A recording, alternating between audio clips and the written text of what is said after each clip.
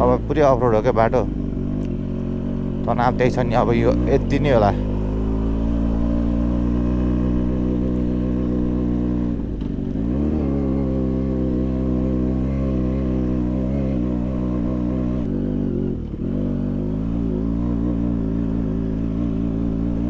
बाटो यस्तो छ गाइजहरू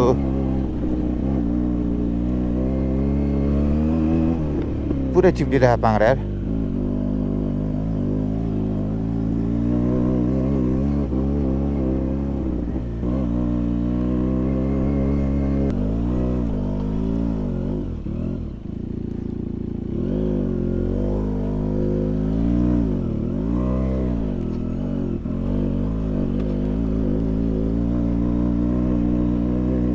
बाटो त A1 खत्तम भएर रहेछ नि त हौ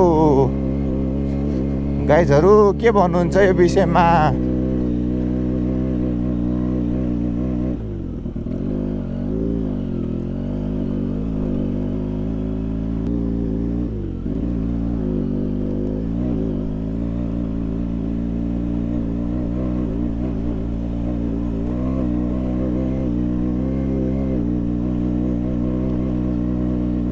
डेन्जर बिग्रिएर रहेछ यार बाटो त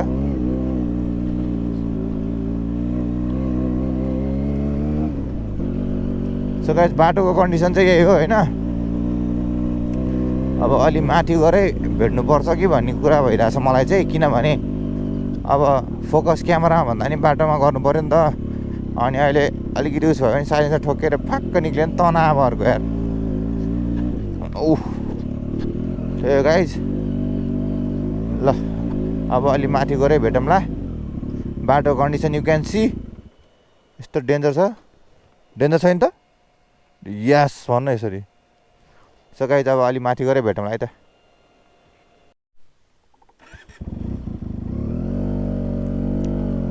सो गाइज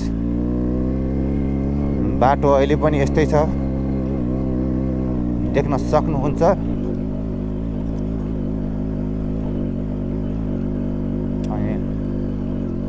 यहाँबाट माथि लाग्ने हो लगभग हामी कति तलबाट यहाँ मासम्म आइपुग्नलाई 15-20 मिनट जति लाग्यो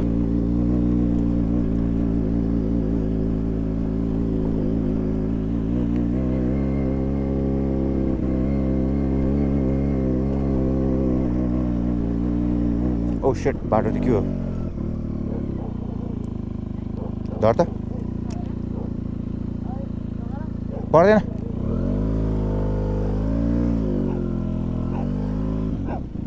कुकुर भुक्या त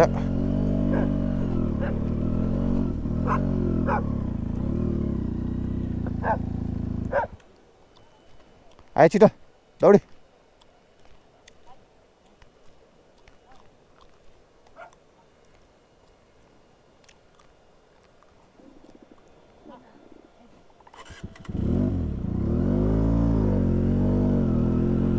Uday, nah, oh tu dah.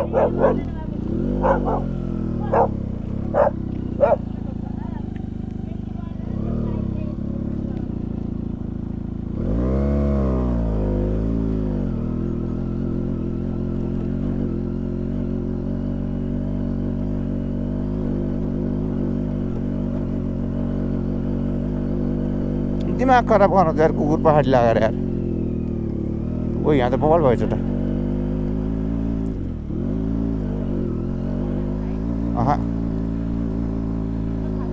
ल यति चाहिँ प्रगति भएर चाहिँ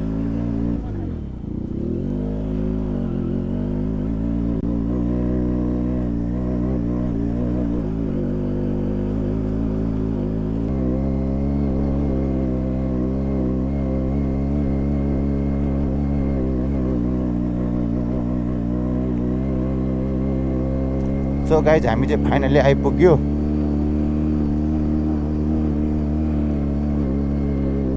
फाइनल्ली आइपुग्यो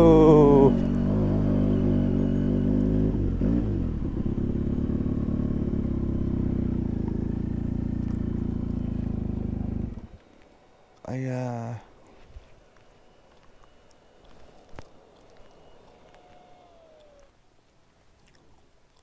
नमस्ते अङ्कल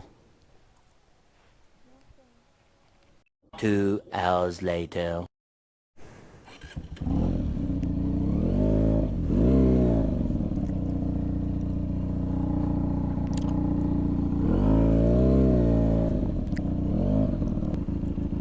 केही डकुमेन्टहरू त छुट्याएन नि हँ नागरिकताहरू हेरिस् नागरिकताहरू हेर त पहिला खोलेर फेरि डकुमेन्ट यहाँ छुट्यायो भने फेरि अर्को आपत हुन्छ मेरो डकुमेन्टहरू हेर पहिला मेरो केही निकाले होइन है यदि ल भयो राख त्यसमा त सबै हाल्छु मैले यो भइसक्यो राख भइसक्यो यसमा यो नचाहिने डकुमेन्ट भयो त्यही हेर भने क्या नागरिकता छुट्यो कि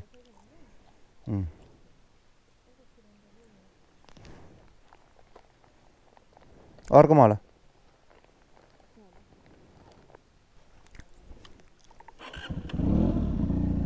हजुर सबैजनालाई नमस्ते एकैचोटि सो गाइस काम पनि भयो अब हामी फर्क्यौँ है हाम्रो गाउँ कस्तो देखिन्छ त गाइस ल भन्नुहोस् बबाल छ नि होइन भ्यू सो गाइस यही हो अनि hope you guys enjoy this video अनि लाइक शेयर एन्ड सब्सक्राइब गर्न नभुलिदिनु होला love you all see you in next blog bye by